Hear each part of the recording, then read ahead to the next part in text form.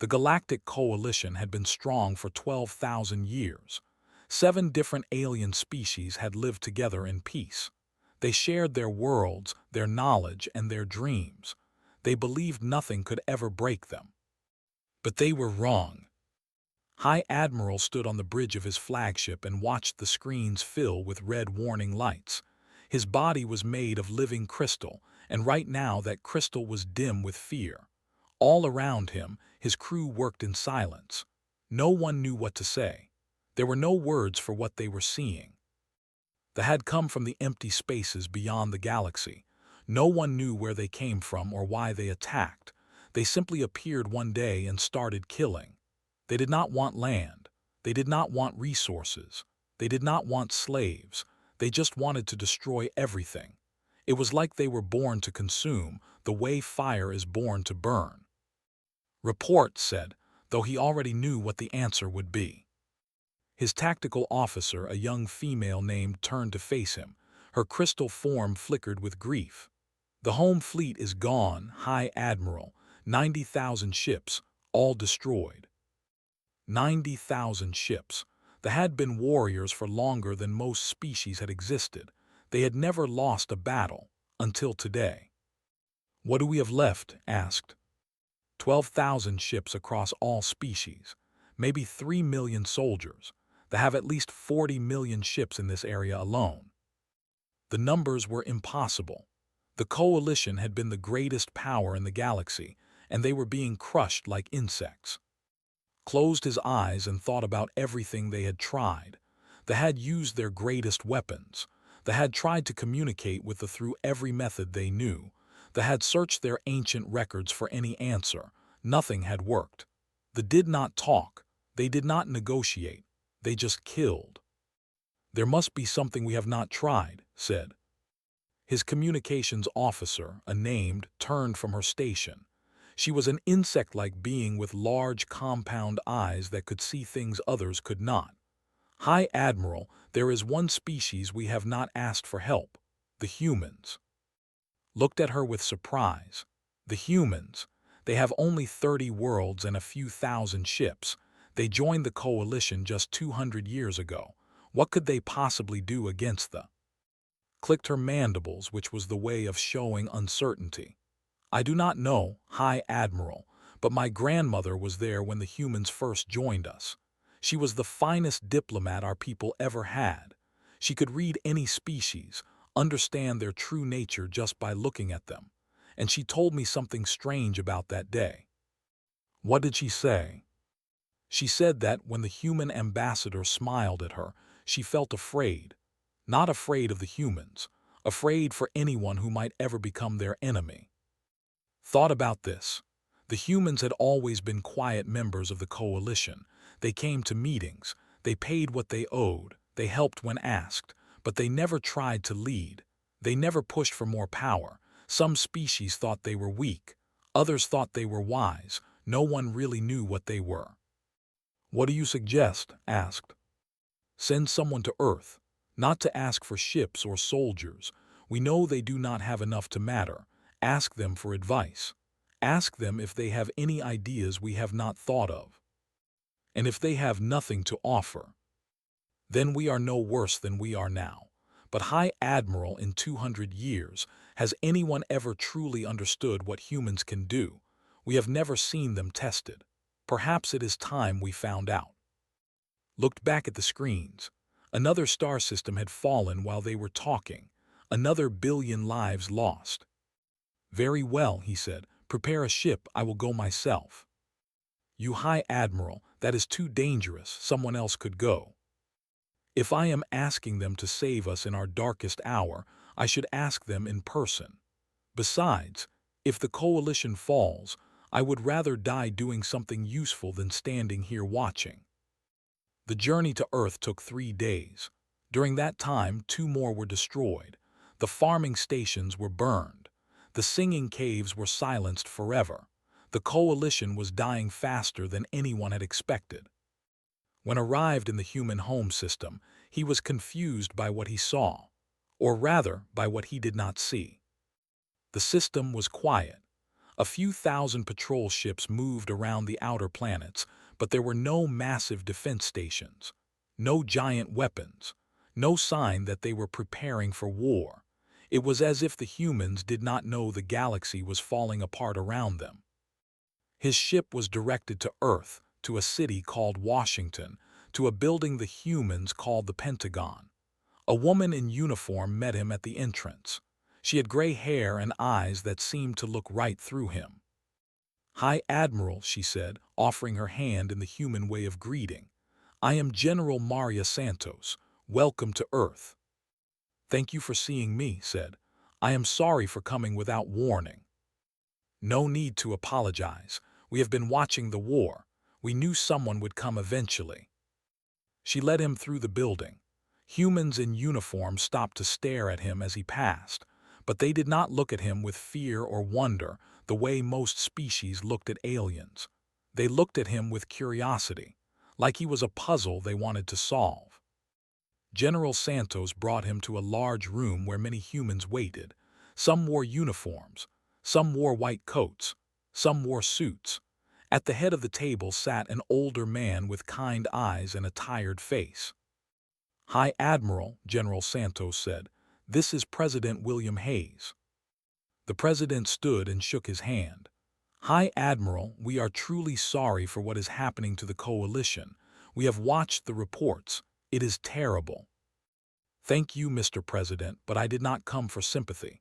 I came because we are losing and I do not know how to win. We have tried everything, every weapon, every strategy, every alliance. Nothing works. They are too many and too strong. In 6 months, maybe less, the coalition will be gone. Every species that has fought with us for 12,000 years will be dead." Paused. What he was about to say was the hardest thing he had ever said. "I came to beg. Humanity is young. You have only been part of the coalition for 200 years. You owe us nothing. But I am begging you, as one leader to another, if there is anything you can do, anything at all, please help us." The room was silent. The humans looked at each other in ways could not understand. Finally, President Hayes spoke. "Hi, Admiral, before we talk about what we can do, I need to ask you something. It may seem strange, but it is important." "Of course, anything." "In 200 years, has the coalition ever wondered why humans never tried to become leaders? Why we never asked for more power? Why we always just did our part and nothing more?" Hesitated. "We thought you were being careful, that you wanted to watch and learn before acting." The president smiled, and for just a moment understood what grandmother had felt all those years ago.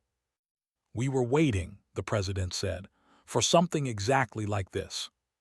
Stared at President Hayes, trying to understand what he had just heard. The room felt different now. The humans around the table seemed different. They were no longer just the quiet young species who kept to themselves. They were something else entirely. "Waiting," said. "What do you mean? You knew something like that would come." "Not the specifically," said a woman in a white coat. General Santos introduced her as Dr. Lane, head of something called Special Projects. "But we knew something would come. We had a theory, High Admiral. We developed it right after we learned to travel faster than light." "What theory?" Dr. Lane stood and activated a holographic display. It showed the entire galaxy spinning slowly in the air between them. "The universe is very old, High Admiral, billions of years old, and it is very large. By all logic, it should be filled with ancient civilizations, species that have had millions of years to grow and spread. But when we first looked at the stars, we found almost nothing." She pointed at a small bright area on the display. "The coalition controls about 1% of the galaxy. The rest is empty, not just uninhabited, empty. No ruins, no old machines, no signs that anyone ever lived there. Why?" Had never thought about this question. The galaxy was big. The coalition controlled what they could reach. He had always assumed the rest was just too far away to matter. "We believe," Dr. Lane continued, "that something cleans the galaxy, Every few 100 million years, something wakes up and destroys everything. Then it goes back to sleep. There might be that something, or they might be connected to it. Either way, we believed that someday we would face a threat that normal weapons could not stop. So you prepared, said slowly. All this time, while you sat quietly in your small part of space, you were getting ready for this. Yes, President Hayes nodded. It was not easy. We had to be careful. If the coalition knew what we were doing, they might have tried to stop us. They might have asked us to share our research. That would have spread it too thin, made it weak. We needed to keep our work secret, safe. What exactly have you been building? The president looked at General Santos. Maria, show him. The general stood and changed the holographic display. It now showed a ship unlike anything had ever seen. It was sharp and angular, with lines that made it look fast and dangerous. Just looking at it made him feel uneasy. This is the Defiant-class warship, General Santos said. We have been building them in secret for 50 years, hidden shipyards in the outer parts of our system. Right now, we have 200 ready to fight. Another 300 are being built. 500 ships could not hide his disappointment. General, they have millions. 500 ships cannot possibly make a difference. These are not ordinary ships, High Admiral. The general smiled and felt that strange fear again. Each one carries weapons we have never shown to anyone, technologies we developed in secret, things that, honestly, we were afraid to reveal.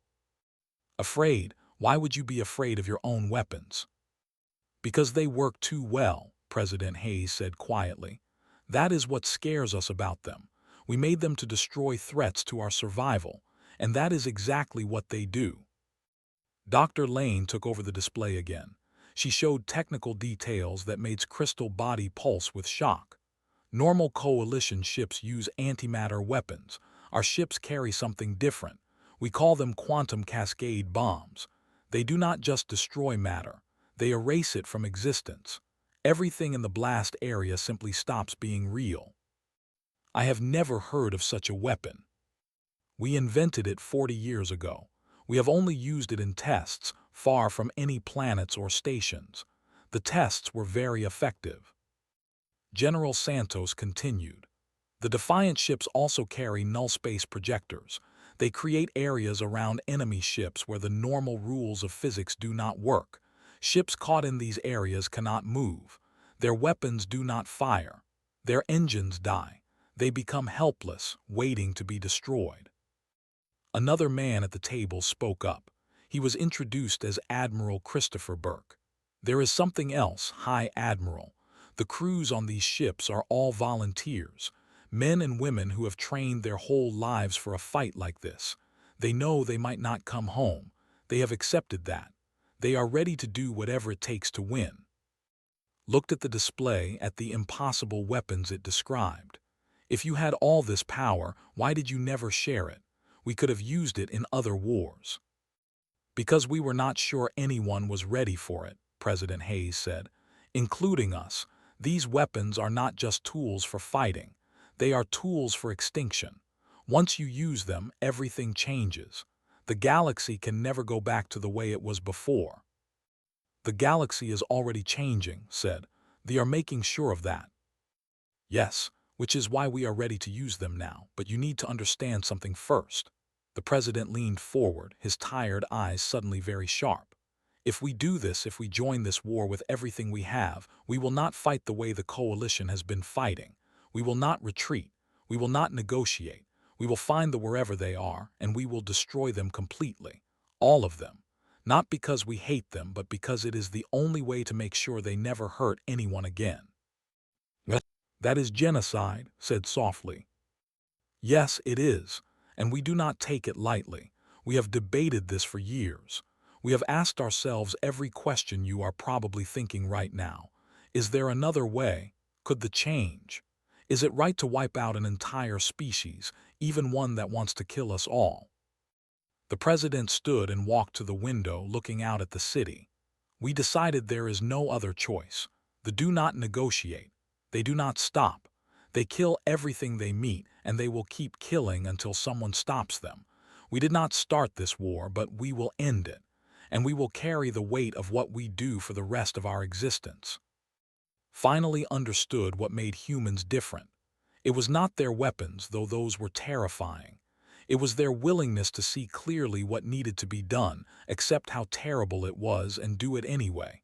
Not with happiness, not with pride, just with grim determination. "What do you need from the coalition?" he asked. "Your ships are not strong enough to fight directly, but they can help with rescue and support. Get your people out of danger, save who you can, leave the fighting to us. And if you fail..." General Santos smiled. It was not an arrogant smile. It was the smile of a soldier who had made peace with death. "Then we will have bought you time," she said. "Time to build your own weapons, time to prepare for another try, but we do not plan to fail, High Admiral. We have been waiting 200 years for this. We are ready." President Hayes turned back from the window. "Go back to your fleet. Tell them humanity is coming. Tell them the war is about to change." Looked at these humans, these young beings who had hidden so much for so long. He thought about the fear that's grandmother had felt. Now he understood it completely. Heaven help the... They had never met an enemy they could not crush. Their way of war was simple. They arrived with overwhelming numbers. They destroyed everything. They moved on. It had worked for as long as anyone could remember. When the human fleet appeared at the Battle of Prime, they were not worried. They had 40,000 ships. The humans had only 200. The mathematics were clear. Victory was certain. Then the humans opened fire, and everything changed. Captain Jake stood on the bridge of the Defiant and watched his tactical display with calm eyes. He was 45 years old. He had been in the Navy since he was 18. He had trained his entire life for exactly this moment. Around him, his crew worked with quiet focus. Every person knew their job. Every person was ready to die if needed. "First wave of quantum missiles launched," reported his weapons officer, Lieutenant Commander Amy Foster. "Impact in 40 seconds. "Good, second wave ready on my command." The ships began to react. Their formations shifted to stop the incoming missiles. They had faced missiles before. They knew how to handle them. They did not know how to handle these missiles. The first impacts were visible even from far away. Points of absolute darkness appeared in the formation, spheres where light itself stopped existing. The ships caught in these spheres simply vanished, not destroyed, erased, gone as if they had never existed at all. 3,000 enemy ships eliminated, Lieutenant Commander Foster reported. "Launching second wave now." 3,000 ships gone in the first attack. They had lost more in one moment than in any battle of the entire war. But they did not stop. More ships rushed forward to fill the gaps. They pressed toward the human fleet with mindless determination. They did not know fear. They did not retreat. They simply attacked until there was nothing left to attack. "Incoming fighters," called Ensign Peter Carson from the sensor station. "About 10,000 of them. They are trying to swarm us." "Activate null space projectors," Captain ordered. "All ships pattern Epsilon." The human ships activated their projectors together. Bubbles of strange energy spread outward and caught the incoming fighters. The fighters slowed down. Then they stopped completely. Their engines died. Their weapons went silent. They drifted helplessly like leaves in still water. Enemy fighters neutralized, holding defensive position. The battle lasted 6 hours. They threw everything at the human fleet: capital ships, fighters, boarding pods, weapons the coalition had never seen before. None of it mattered. The humans had an answer for everything. When it was over, the fleet at Prime had been reduced from 40,000 ships to less than 100. The humans had lost 12 ships. 30 more were damaged. It was a victory so one-sided that it seemed impossible. But Captain felt no joy as he looked at the aftermath, only the weight of what they had done, and the knowledge that this was only the beginning. Word spread across the galaxy like fire. The humans had joined the fight. The humans had won. They could be beaten. Hope, long absent from coalition space, began to return. In the weeks that followed, the human fleet struck again and again. The Battle of Prime, the liberation of the defensive station. Every time the result was the same: overwhelming human victory, thousands of ships destroyed, coalition territory reclaimed. High Admiral watched these battles from his flagship. His ships helped with evacuation and support while the humans did the fighting. He saw the human vessels attack with precision and ferocity that amazed him. He saw them take losses without stopping, regrouping and attacking again as if death was just a minor problem. And he saw something else, something that troubled him even as it gave him hope. The humans were not fighting to defend. They were fighting to destroy. Every battle was designed not just to win, but to wipe out the enemy completely, to leave no survivors, no chance for them to learn and adapt. It was working. The losses were piling up faster than they could replace them. For the first time since the war started, the tide was turning. But at what cost? After the Battle of Prime, asked to meet with Captain. The captain's ship was being repaired at a coalition station, so went there himself. He found in his quarters, staring out a window at the stars. The captain looked older than his years. His face was lined with exhaustion and something deeper. "High Admiral," said without turning around, "what can I do for you?" "I wanted to thank you, Captain, for what you and your people are doing. The coalition owes you more than we can ever repay." Turned to look at him. There was deep sadness in his eyes. "We are doing what we were built to do. You do not need to thank us for that." "Perhaps not, but I also wanted to ask you something that has been bothering me." "Go ahead." "In all these battles, you have never tried to negotiate with never offered them a chance to surrender, never accepted prisoners. Why?" Was quiet for a long moment. When he spoke, his voice was heavy. "Because they cannot be negotiated with. We tried, High Admiral. Before you asked us for help, we sent people to talk to them. We offered peace, coexistence, anything they wanted. They did not answer with words. They answered by killing our people and continuing their attack." "But surely some of them might be different." "None of them are different.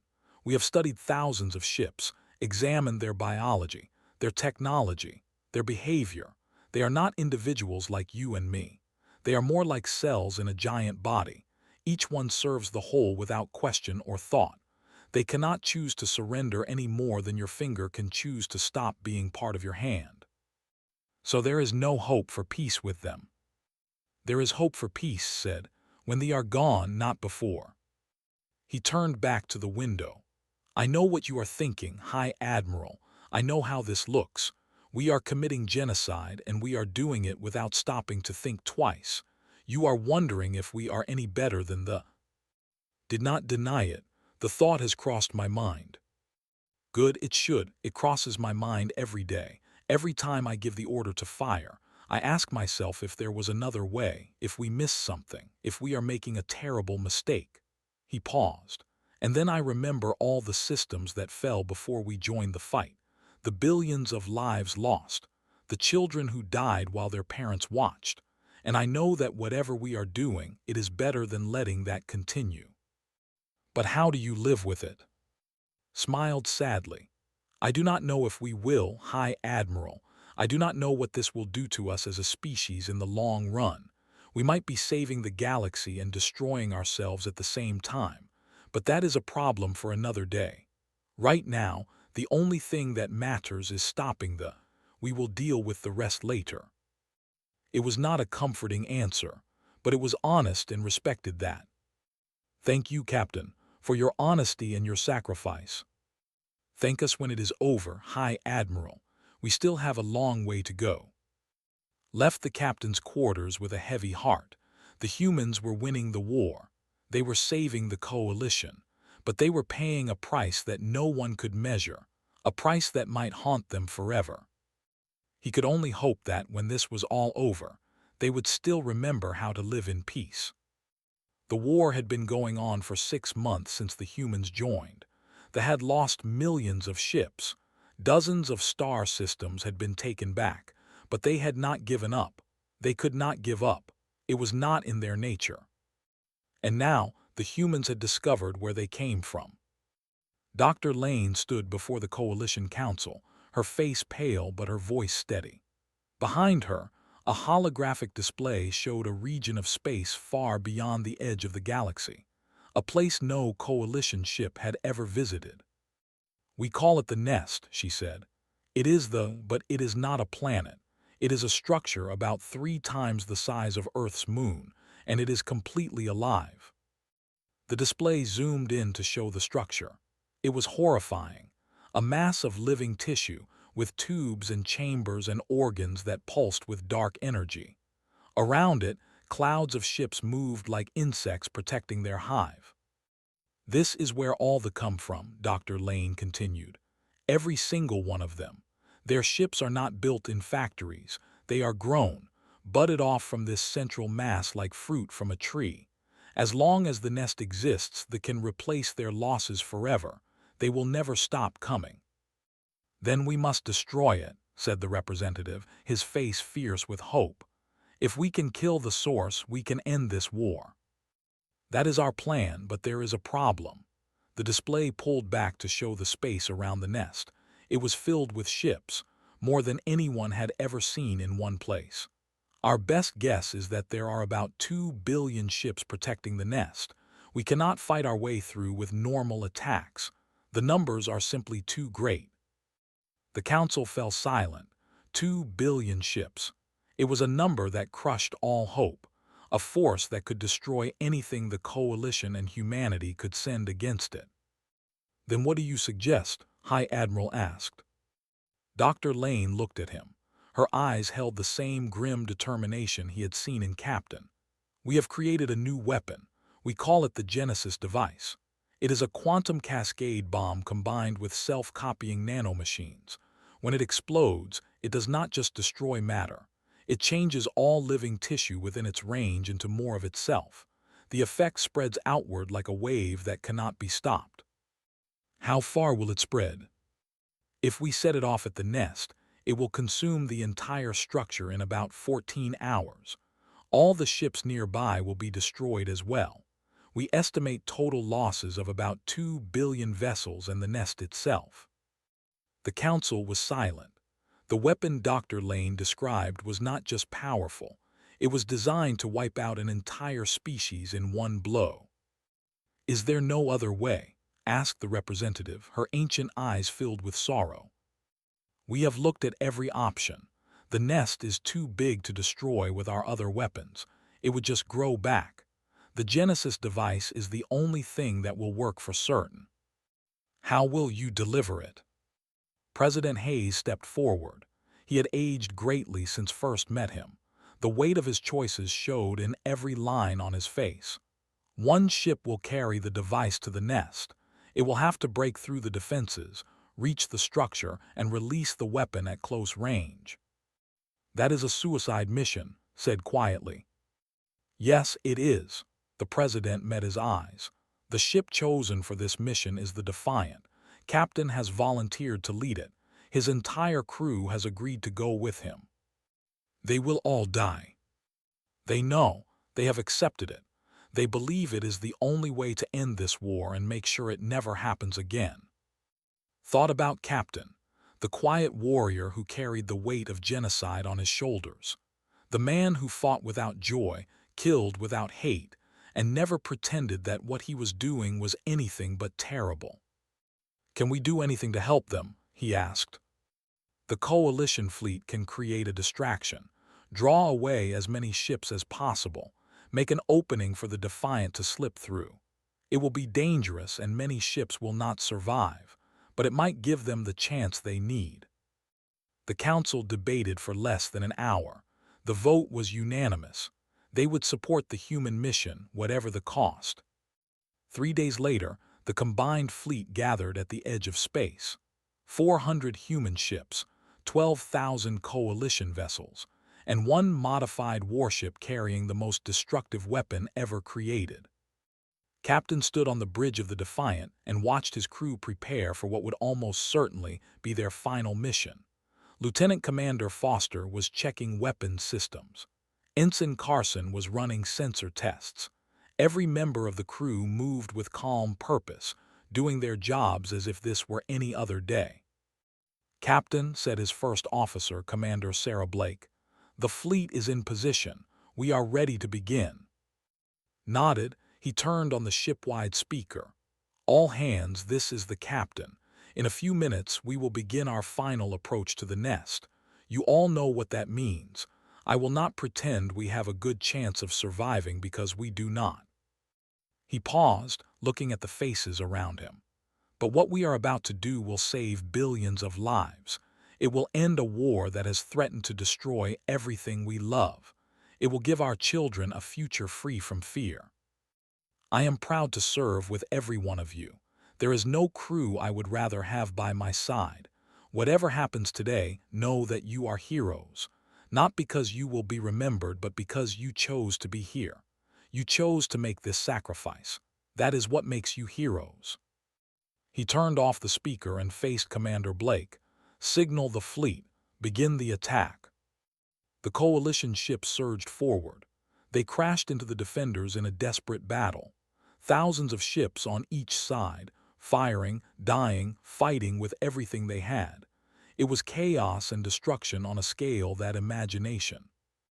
And through the chaos, the Defiant slipped forward, finding gaps in the lines, avoiding pursuers, pushing deeper and deeper into enemy space. "Nest in visual range," Ensign Carson reported, 200,000 kilometers away. "Enemy ships closing on us," Lieutenant Commander Foster added. "They are trying to cut us off."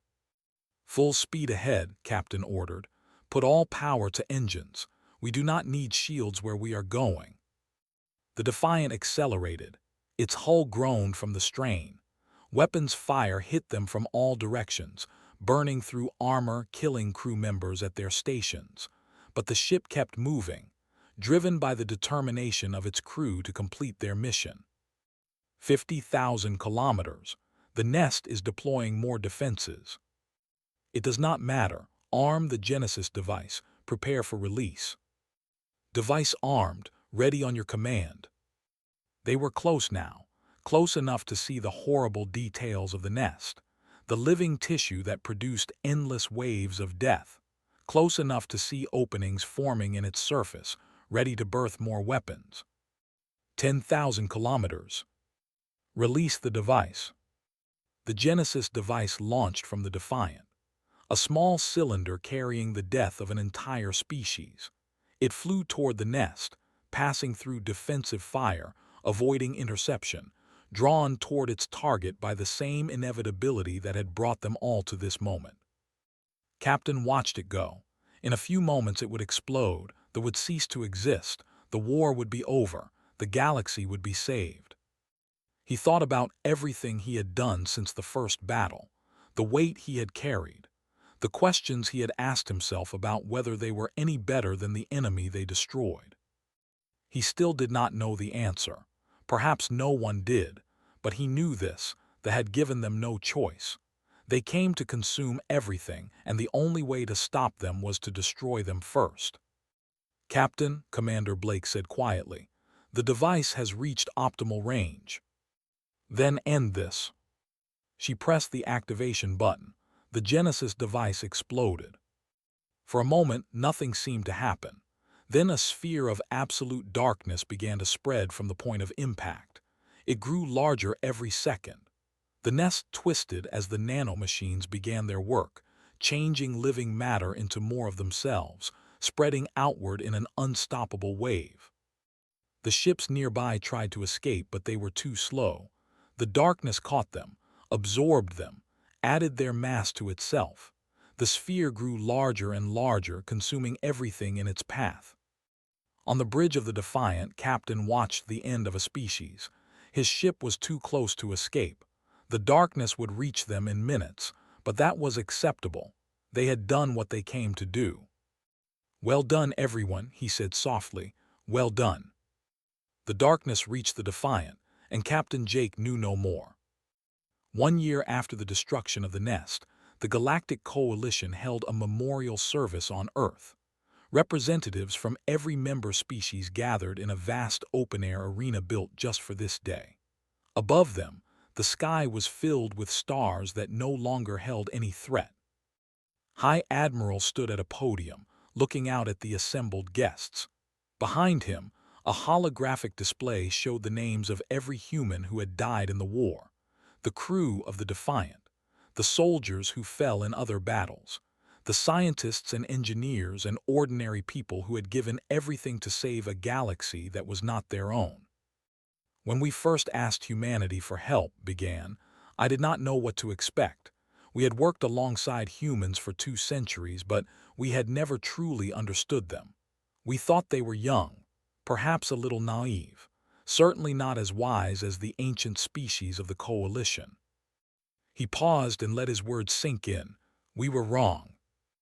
The humans showed us something we had forgotten, that there are things worth dying for, not glory, not honor, not even survival. They died for the simple idea that life is precious, that every species deserves the chance to exist, that darkness cannot be allowed to win. He turned to look at the display behind him. The name of Captain Jake was at the very top. Captain once asked me if humans were any better than the... At the time, I could not answer him. Now, I think I can. Face the audience again. The destroyed because it was their nature. They could not choose to do anything else. The humans destroyed because they chose to, because they understood it was the only way to protect those they loved. They carried the weight of that choice every day, and they never pretended it was anything other than terrible. That is what makes them better, not their weapons, not their technology, not their courage, their conscience. They knew what they were doing was wrong, and they did it anyway because the other choice was worse. He stepped back from the podium. The Coalition will never forget what humanity gave for us. We will carry their memory forward, not as a debt but as a lesson. When we face darkness in the future, we will remember them. We will remember Captain, and we will ask ourselves what they would do and whether we are brave enough to do the same. After the ceremony, President Hayes found standing alone on a balcony overlooking the city. The president looked older than ever. The weight of his decisions had worn him down, but there was a kind of peace in his eyes that had not been there before. That was a beautiful speech, Hayes said. I meant every word. I know you did. That is what made it beautiful. They stood in silence for a moment, watching the lights of the city below. Somewhere down there, people were living their lives, going to work, eating dinner with their families, falling in love. None of them knew how close they had come to losing everything. None of them understood the sacrifices that had been made to keep them safe. What happens now? Asked. We rebuild, we heal, we try to remember the lessons this war taught us. Hayes smiled sadly. And we hope that the next time something like this happens, we will be ready to handle it better. Do you think there will be a next time? There is always a next time, High Admiral. The universe is vast and we are small. Sooner or later, something else will threaten us. The question is whether we will be ready when it does. And will you be ready? Hayes was quiet for a long moment. When he spoke, his voice was thoughtful. I do not know. We learned a great deal from this war, but we also lost a great deal. Our best in people, our innocence, our certainty that we are the good ones. He shook his head slowly. We will carry the scars of what we did for generations. Some of us will never forgive ourselves for the choices we made, for the species we erased from existence. But you would do it again, said. It was not a question. Yes, if we had to. Hayes turned to look at him. That is the terrible truth of it, High Admiral. We would do it again, because the alternative is worse. We would carry the weight of genocide 1,000 times if it meant saving those we love. Nodded slowly. He finally understood what the diplomat had felt all those years ago. The fear, not of humans, but for anyone who might threaten them. The knowledge that beneath the friendly exterior lay something fierce and ancient. something that would do whatever was necessary to survive. "Your people are remarkable," he said. "We are what we needed to be," Hayes replied. "No more, no less." They stood together for a while longer, two old leaders who had seen too much, carrying burdens they would never be able to put down. Behind them, the memorial service continued. Voices rose in tribute to the fallen. And above them, the stars shone on, eternal and indifferent, witness to another chapter in the endless story of survival. In the years that followed, the coalition faced new challenges, new threats, new moments of crisis. But whenever they looked back at the darkest hour of their history, they remembered the humans who had stood with them, the young species who had been waiting all along, preparing for the moment when they would be needed. They remembered the Defiant and her crew. They remembered the impossible victory they had won. And they remembered the lesson humanity had taught them, that sometimes the only way to protect what you love is to be willing to destroy what threatens it, not with joy, not with pride, but with a grim and terrible resolve that refuses to give up. That is what humans are. That is what they were willing to become. And that is why, on the brink of defeat, the coalition made one last desperate plea to a human. The stars kept shining, the galaxy kept turning, and somewhere in the quiet corners of space, humanity kept watch, waiting, preparing, ready for whatever came next. Because that is what they do. That is what they have always done. And that is what they will always do, as long as there are stars to shine and people to protect. The end.